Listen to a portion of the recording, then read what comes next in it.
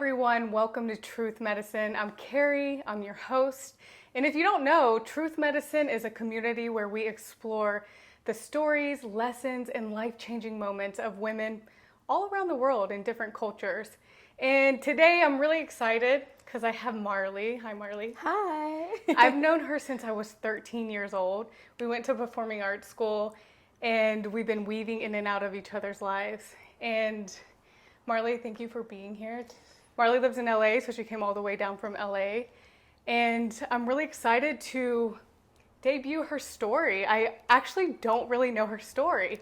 So this is going to be really exciting, and we're going to learn something new today about her story and her lessons and how she got to her truth and what obstacles she had to overcome to get to her truth.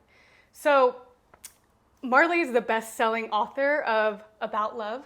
It's a book of short stories and poems that are all based around love. And I think that a lot of it stemmed from learning to love myself while also taking that and putting it into loving others and how you can have many different forms of love that come in and out of your life, so to speak. And so that's the book that I just put out in September. So awesome.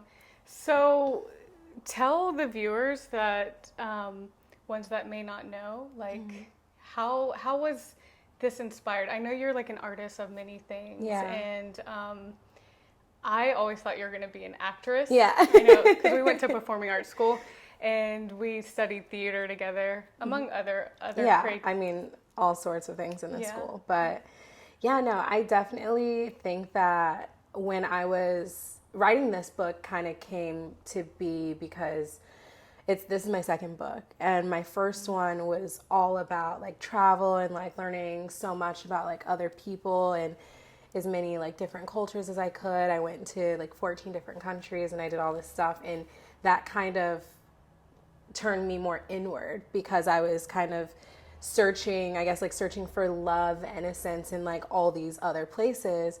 And then when it came time to actually put that into myself, I was like, oh, I haven't been giving the attention to myself that I've been giving to all these other things. And so that's what kind of started About Love. Is I was like, you know what, I need to start writing down my intentions, writing down things that are important to me, and when I'm going through heartaches, when I'm going through hardships, and documenting that. And in turn it became this entire entire, but it's a little cute book of poems and short stories, and I separated it into 5 different chapters: past love, self-love, potential, platonic, and strange. Because I do think that there's strange love out there too that can teach you a lot. And so I think that's what kind of started me on the journey of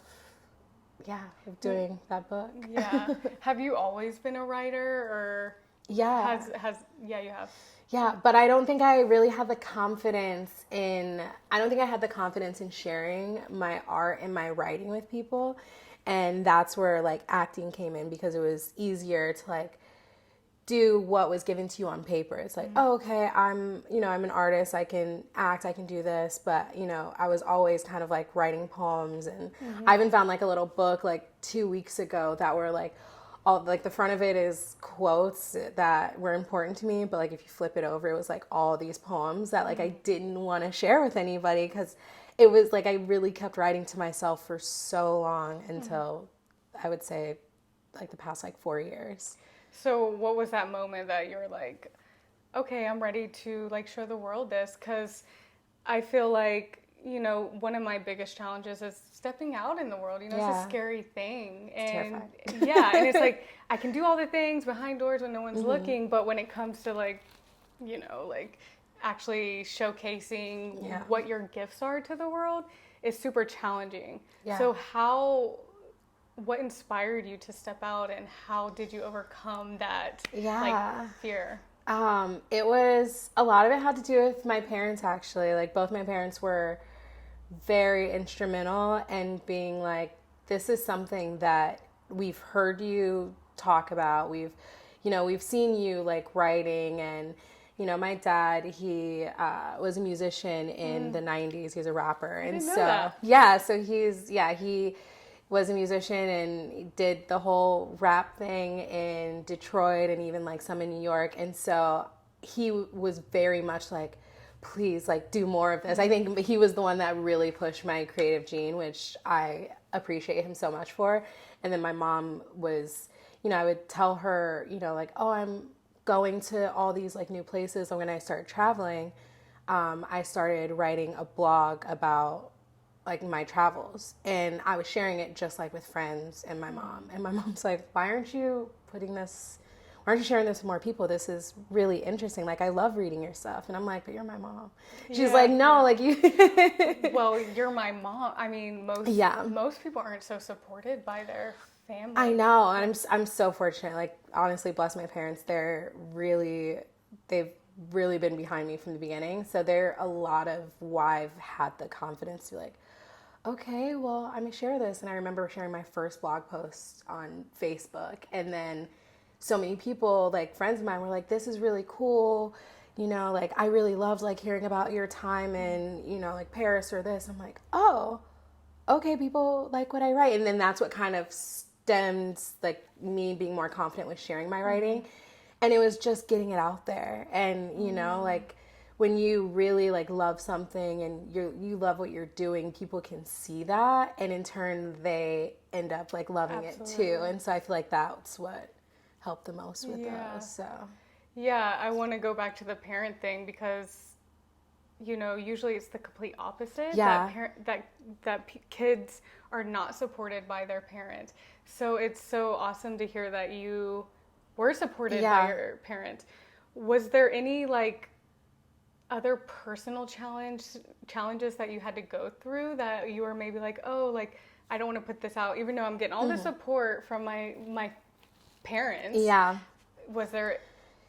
I definitely think so. And I think it was every other person, because I went to college after going to performing arts high school, and I was a theater major and a communications major, and every single person in school were like, you're a theater major? I was like, well, yeah, I love theater, I love acting, I love, like film, like all of it. And they're like, well, I mean, you're not gonna, it was in Ohio, so they're like, you're not gonna, what are you gonna do with that here? And I'm like, well, I really like it. And so that was kind of a challenge. So it's like I had the support from my parents, but in a turn, like, it's like everybody says, like, you ask your mom, like, how do I look? And she's like, oh, you look great, honey. Like, if you have like parents like that, like sometimes it can almost make you like, am I as good as they say? Because they love me. They like, you don't know, you're not sure. Interesting. If it's so in turn, I was like, okay, well, like I have them, but like, what about everybody else? And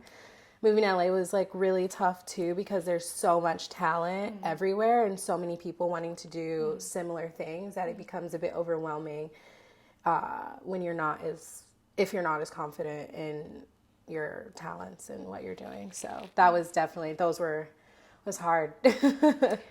First years. Have you always felt like real confident in your ability to do things?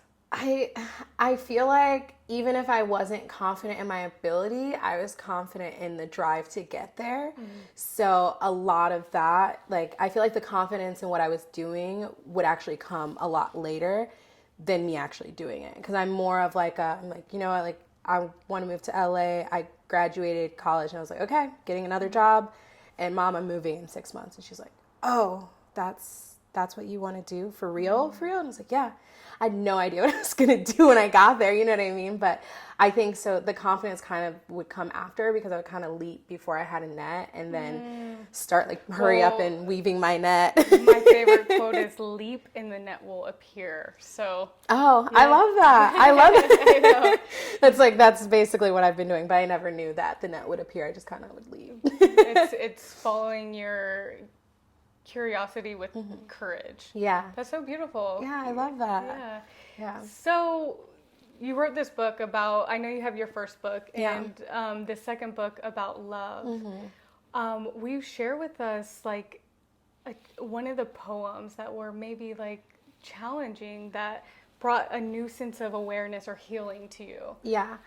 Actually, I would say, yeah, it's a poem and it's called Moments. And this is, honestly, it's one of my favorites in the book because in the entire, like it is, it's all about love. So Moments itself was about figuring out that someone that I was romantically involved with we had nothing outside of like the romance and the lust and the heat.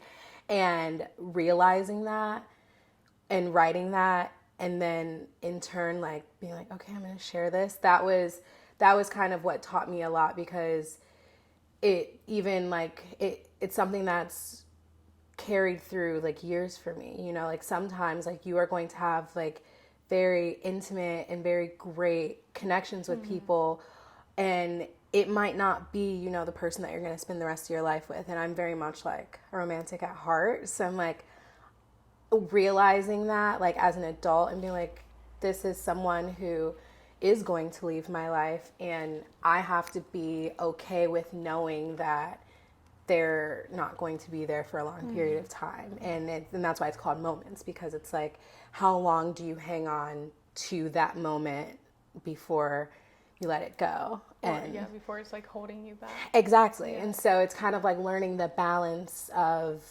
knowing when to let go, but also being able to learn from that experience and carry it to your future experiences. And so that was definitely a poem that like resonated a lot with me, and still does.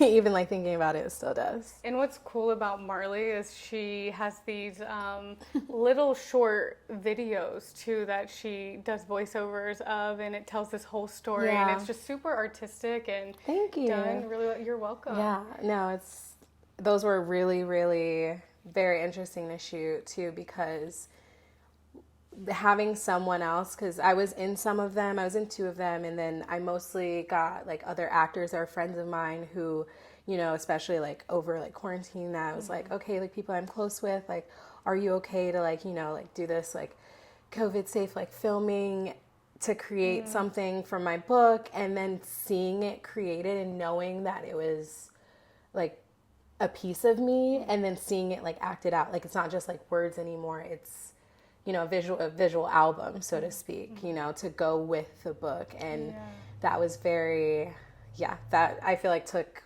my love for it and appreciation of how much I'd learned like further. Yeah.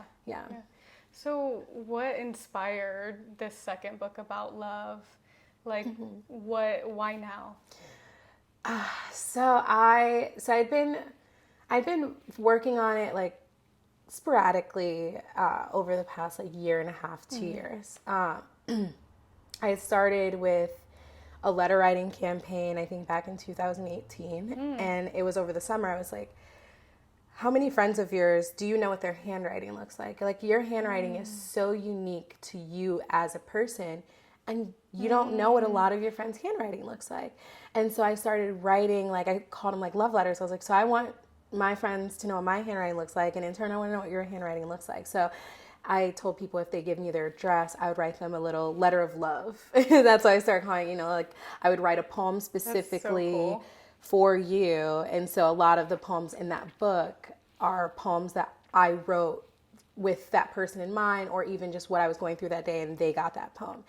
And then I sat on it for a while, and then quarantine happened, and I was indoors a lot, and I was like, you know what? Like I have a finished body of work that I think could resonate with a lot of people, especially at a time like right now. And I think love is so important to share, especially if you have enough of an abundance of it in yourself to be able to fill other people's cups a little bit more.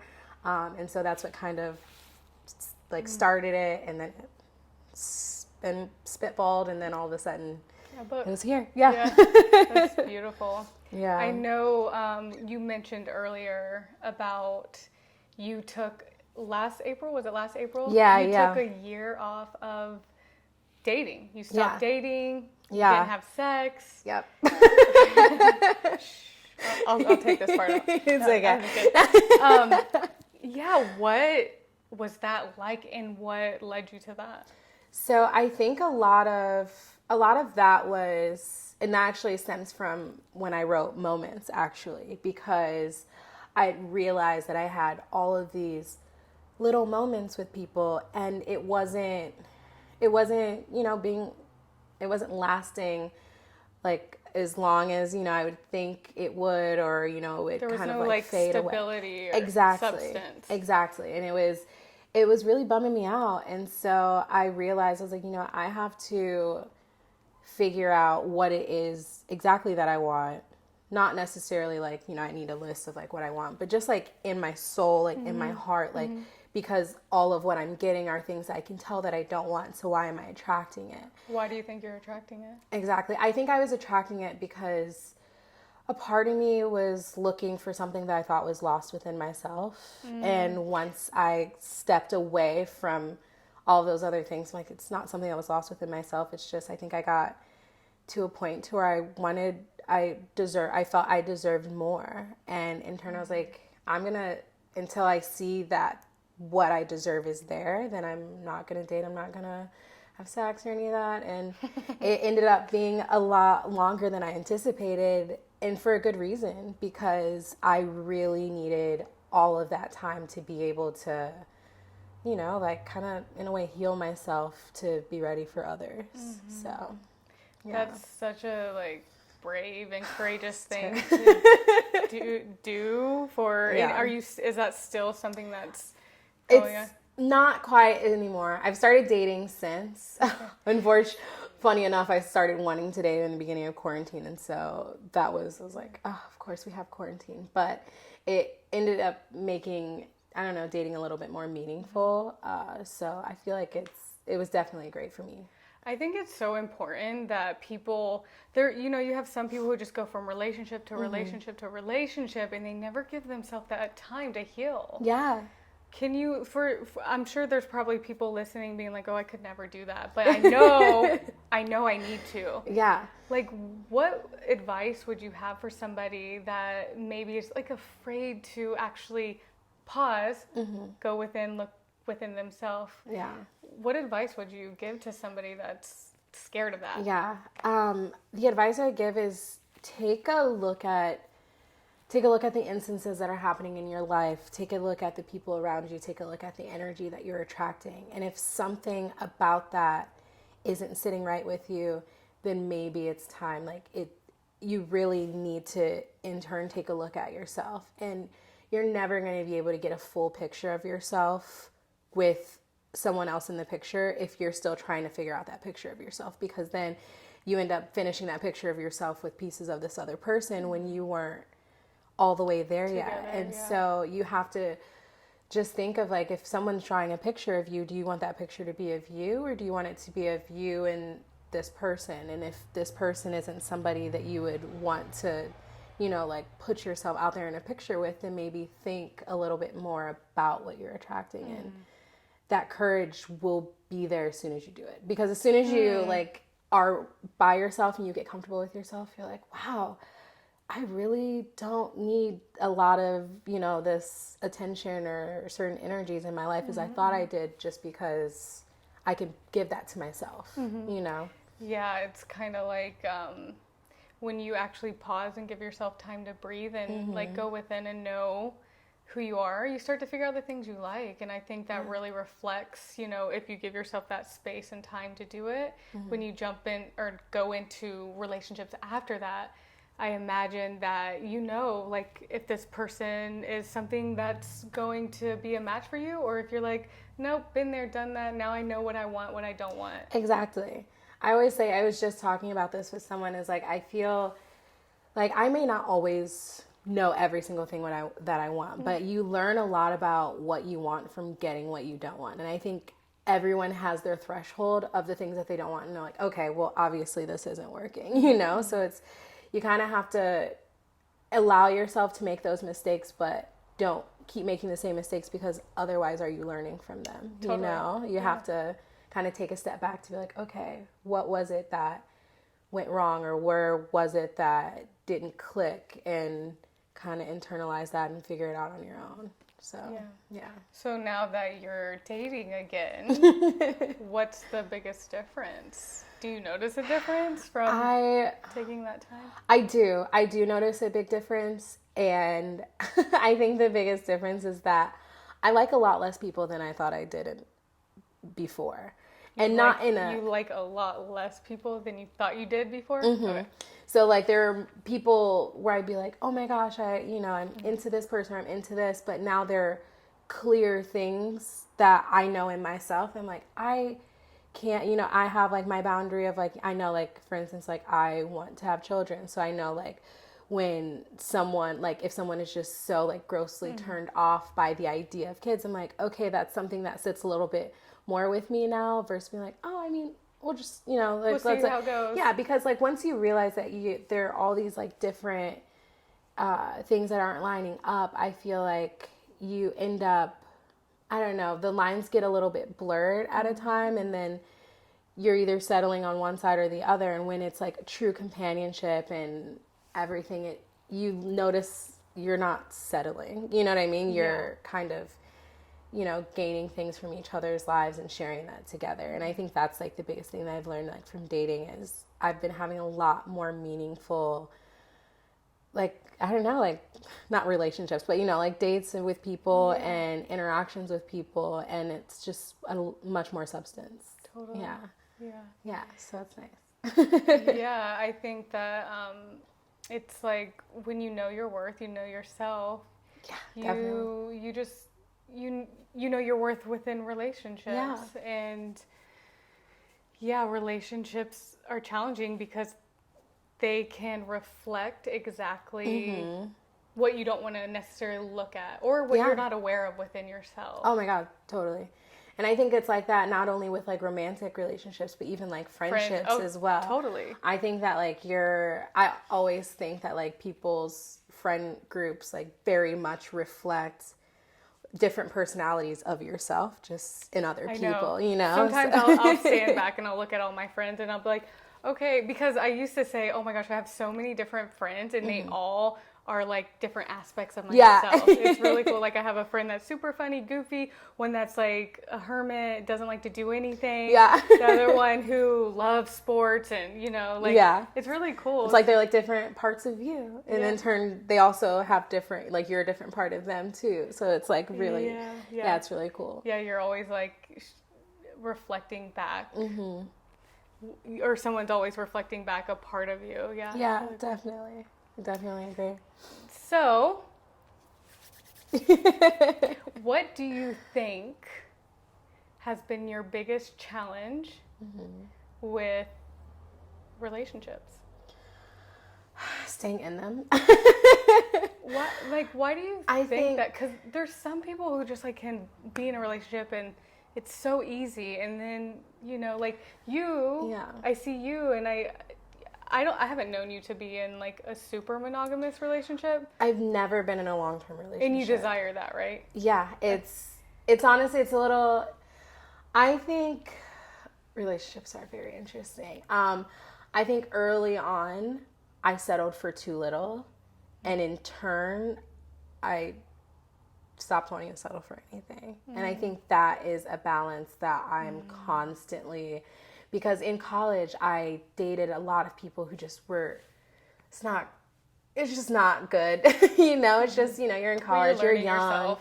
Yeah. And there have been people that I've spent, like, years, on again, off again with, but, like, I've never introduced anyone to my parents. Like, I've never been in a mutual love with someone. Like, I've loved one person before, but and it was a friend, it wasn't like a mutual love. And so I think that is probably my biggest personal challenge, is just, like, vulnerability, because I think I was too vulnerable, and then in turn I kind of flipped the switch the other way. So it's finding that balance. Totally. Like, you can go in the whole other end of the spectrum where you don't have boundaries, and then there's, like, oh, no one can touch your boundaries. Yeah, no exactly. one can get through. Yeah.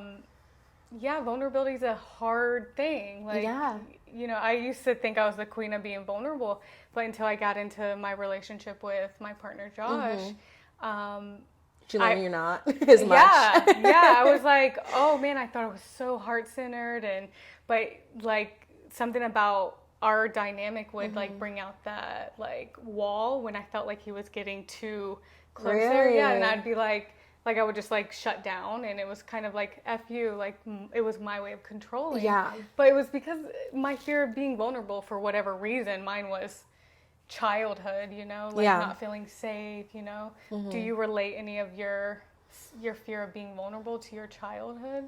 I definitely think a part of it, just because me and my mom were so insanely, I mean, we still are. Like, my mom's like one of my best friends, but we're so insanely close. Yeah. And so I think I kind of searched for that same closeness in other people.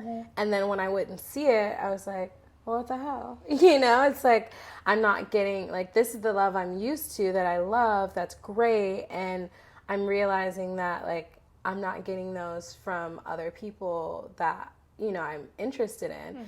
And for me, it's never lined up. Like, there's definitely been people that I call it like infatuation, because I don't think that I've ever been in love, but I've definitely been infatuated with several people, where it's like you're so enthralled with like everything that they do and things like that. But I also think that a part of me was kind of like skipping a step to like searching for that, like, that like person to like really give me what I need, and taking like all the surface. And so I think that definitely, like, in my childhood, like it was a little bit, it was nice that I'm so close with my mom, but it also, leaving that little like nest of love, it was like, oh, everyone isn't like this, everyone doesn't give that kind of love to you.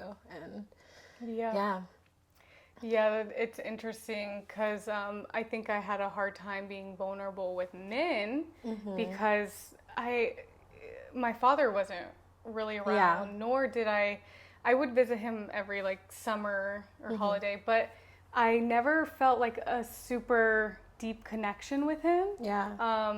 So it's like I didn't know how to be vulnerable with men, and oh my gosh, and I know you can probably relate to this. I dated women for that reason, although I was really attracted to women for a while, but I think because I wasn't getting what I wanted with men, that I'm like, okay, well, I felt way more safe with women because I had a close relationship with my mom. Not to say I wasn't really attracted to them, but it was more so out of fear not being with a man.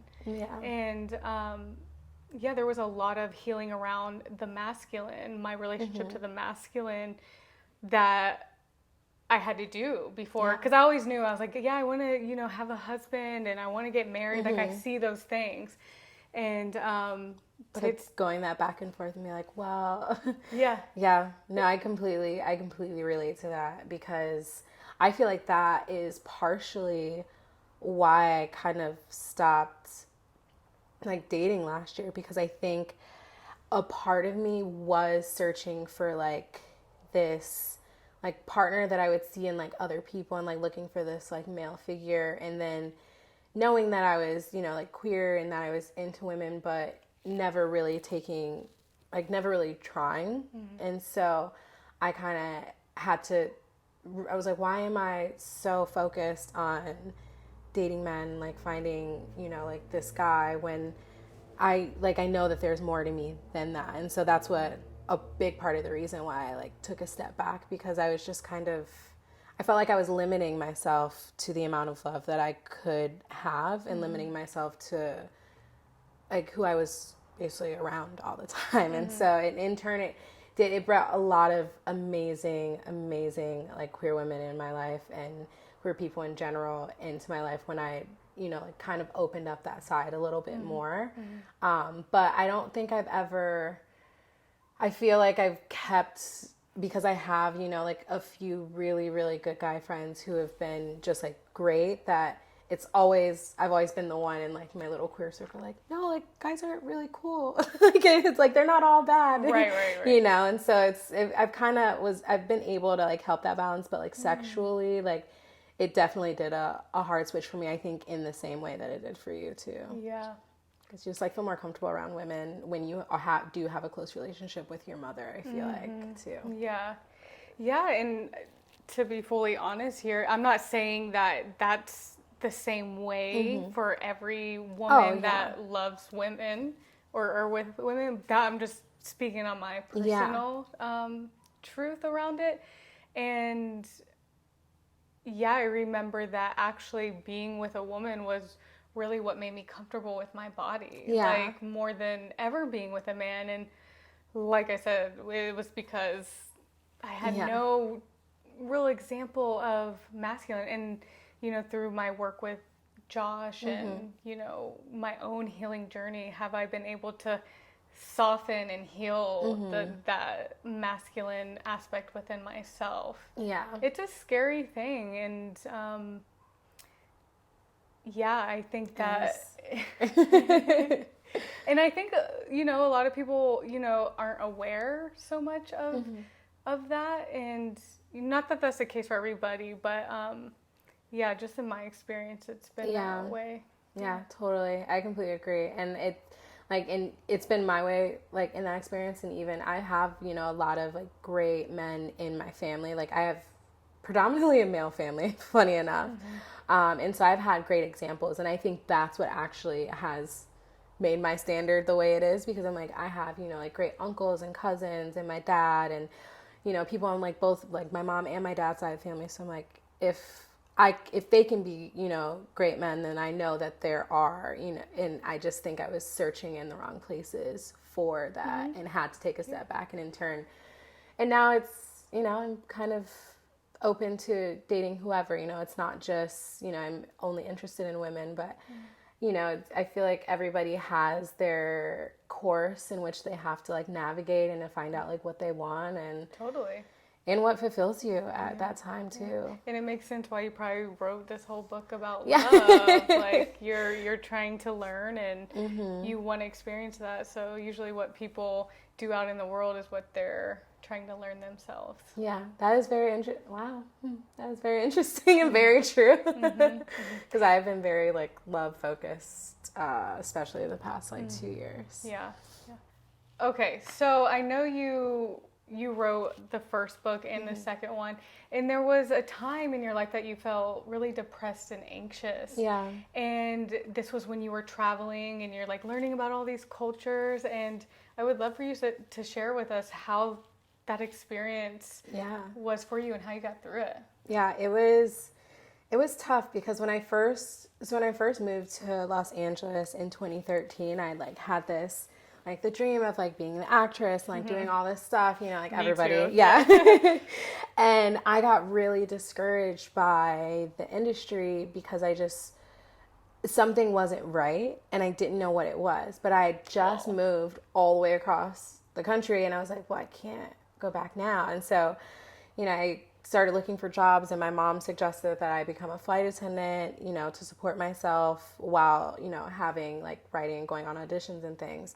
And so I did. I interviewed to be a flight attendant, and next thing I knew I was one, and they were like, you have to go to Chicago. And I freaked out. I was so upset because I just got this job, and, you know, it took me 4 months to get hired, and, you know, went through training for 7 weeks, and they're like, okay, so you need to go back to the Midwest. And I was like, I just moved my whole life. And I remember I was in training. I was bawling my eyes out, and there were people in there with like kids and like all this stuff.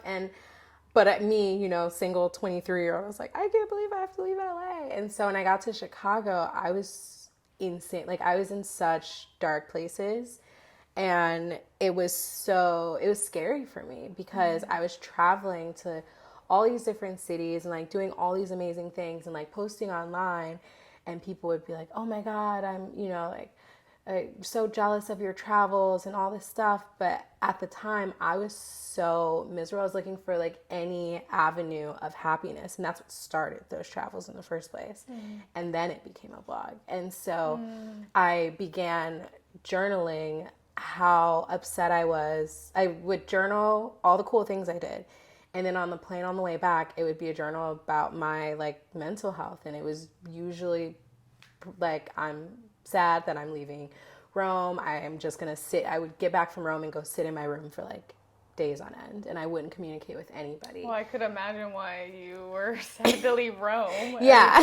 Or Italy. Yeah, like, and it was just like I would go to these places and I have these like temporary like bursts of awesome trips, and then I'd come back to my like dungeon of a bedroom and I wouldn't leave, and my roommates wouldn't see me, and they would just kind of assume like, oh, she's out traveling, and like half the time I was in my room just like depressed because I spent all my money in Rome. And so that's what like started a lot of like learning about love, and like where I even like started to search for it, because I was lacking so much of it for myself, and in turn like not really like treating my body right, and you know, like drinking a lot and just like staying out and not really sleeping. And I was doing that for a good like year and a half, and eventually I did get back to LA as a flight attendant. It took 2 years for me to get my transfer, and to move back to LA. Yeah. Okay.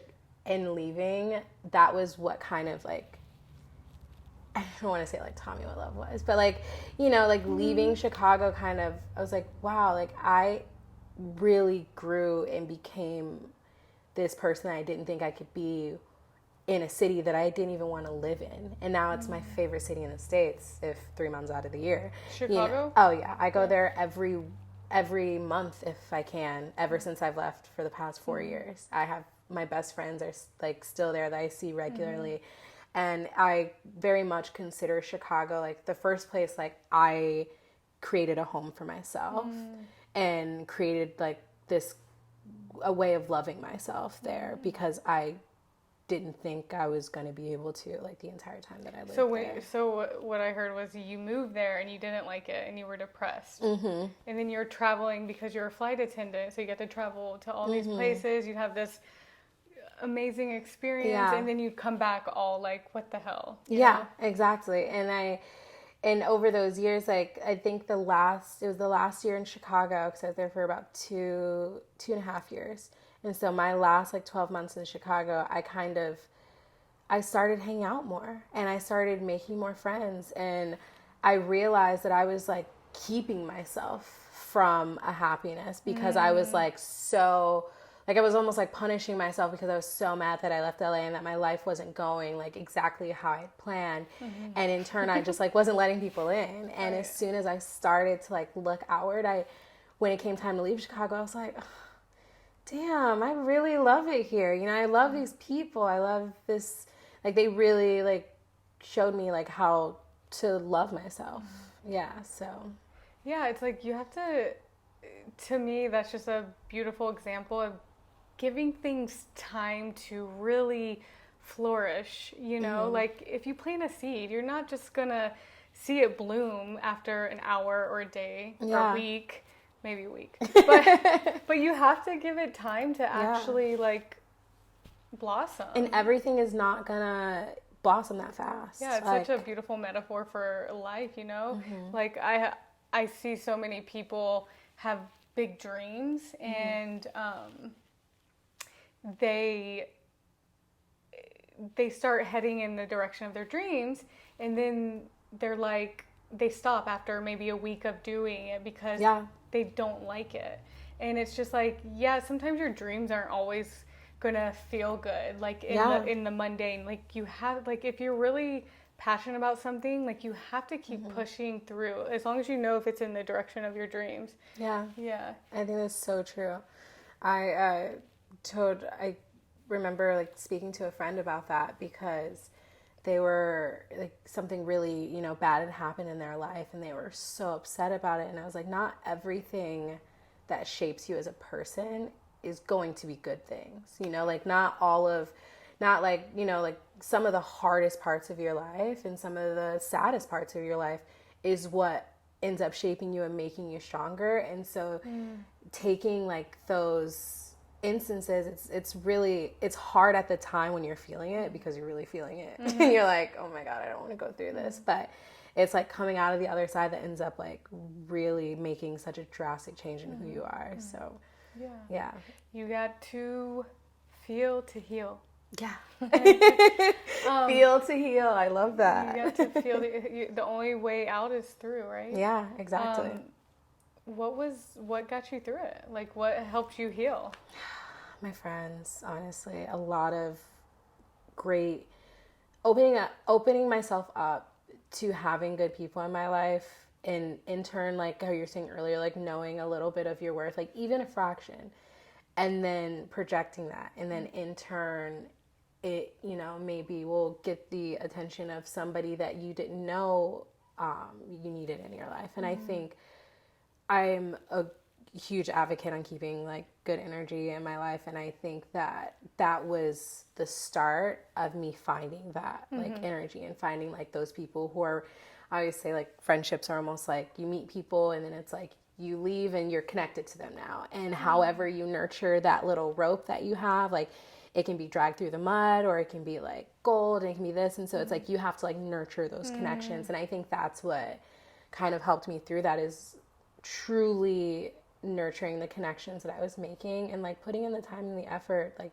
some of these friendships, and it helped me through. A lot of really great people helped me through. Yeah. What would you say for those that are listening that I'm sure there's so many people feeling like isolated and alone and depressed, and maybe they don't have as many friends. What kind of advice would you give those that may have experienced what you have but don't have the friends to really pull them through? Yeah, I would get out more, a lot more, like in nature. I think getting out in nature and actually seeing what's created in this world and the impact that other, like creatures and even like plants and things, like really getting out of your house and out of your comfort zone, I think are like the biggest two places, because you can, like be really, really depressed in your room, or you can be really, really depressed in a park and, like get some vitamin D into yourself. I love that. Yeah. And it's like, you can do these things, you can have these feelings, but you can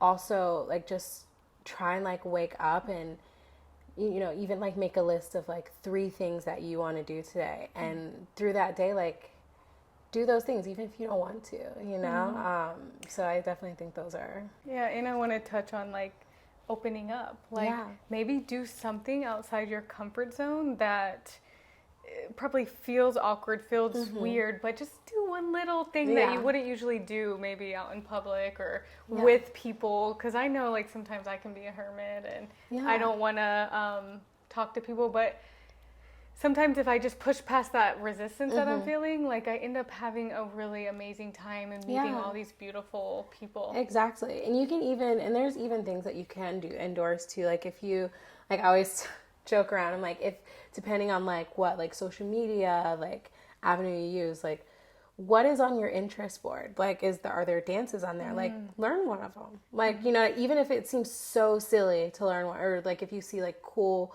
makeup, or if you see a cool like song that you want to learn and you have a guitar or something, it's just like any one of your interests, like actually do an interest of yours like at least once a week. I think that helps wonders, because it kind of, like you said, like gets you out of your comfort zone, but also it's something fun. And even if it's silly and you think it's silly, it's like it can just be for you, like, and you can say you did it, and that's that, but that's really beautiful, Marley. Yeah. Thank you. You're welcome.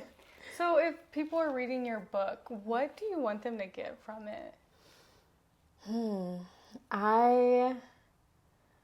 I guess that's a good one.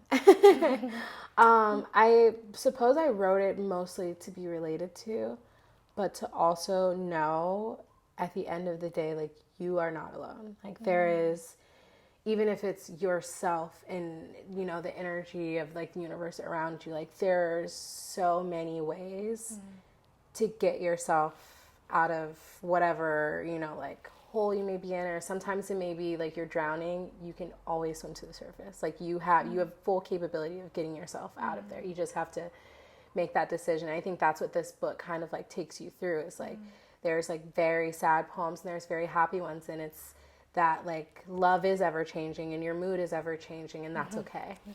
It's okay. It's like accepting yourself in all your phases. Yeah, so many people are hard on, it's the human experience to be hard on yourself at times. Yeah. But if we can just adjust a little, like when we're going through rough times and just accept yourself no matter what and feel so you can heal, Yeah. then I think life could potentially open up for you in different ways, and Yeah. you know, you make different connections. Definitely. Yeah. Yeah, I agree. All right, Marley, I'm just so grateful that you were on here and you're sharing about your book and you're actually doing things in the world. And to my surprise, like it's so fascinating to hear that you had such a supportive childhood. Yeah. And because most people don't. Yeah, especially when you're trying to be an artist. Like every artist has that, like, yeah, no, a family member didn't want me to do that.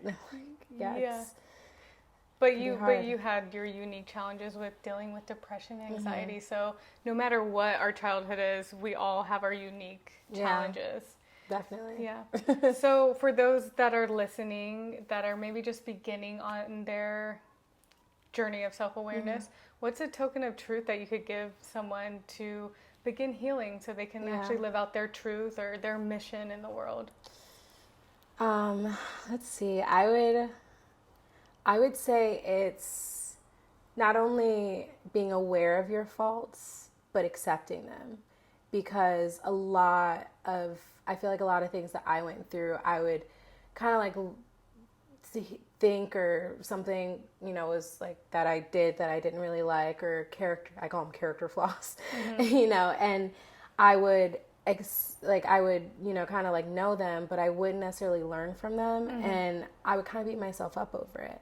And everybody has their faults, you know, every single person in the world has their character flaws, so to speak. And we all have to work on them, but it's accepting them and knowing that everybody has them, but also like knowing what yours are. I feel that it allows you to kind of learn the most and end up like kind of turning it into a positive. You know, you can have a fault or something within yourself that you want to work on, and you can work on that every day. You don't have to punish yourself for having it. It's just a part of who you are. So beautiful. Yeah. And if this inspired someone that wants to read your book or books, where can they find you? Yeah, I have my website, which is Not Bob Marley. Marley spelled Marlie, and that's also my Instagram and Twitter handle. So Not Bob Marley. Yeah, okay. notbobmarley.com. Okay, awesome. All right. Thank you so much for being here. Thank you for having me. This is amazing. Yes. And if this inspired you or you heard something good in it that could potentially help somebody, please share it. Like I say in every ending, you never know who this can really help or inspire. So please share. Thank you for tuning in, and until next time, we'll see you later. Thank you so much. You're welcome.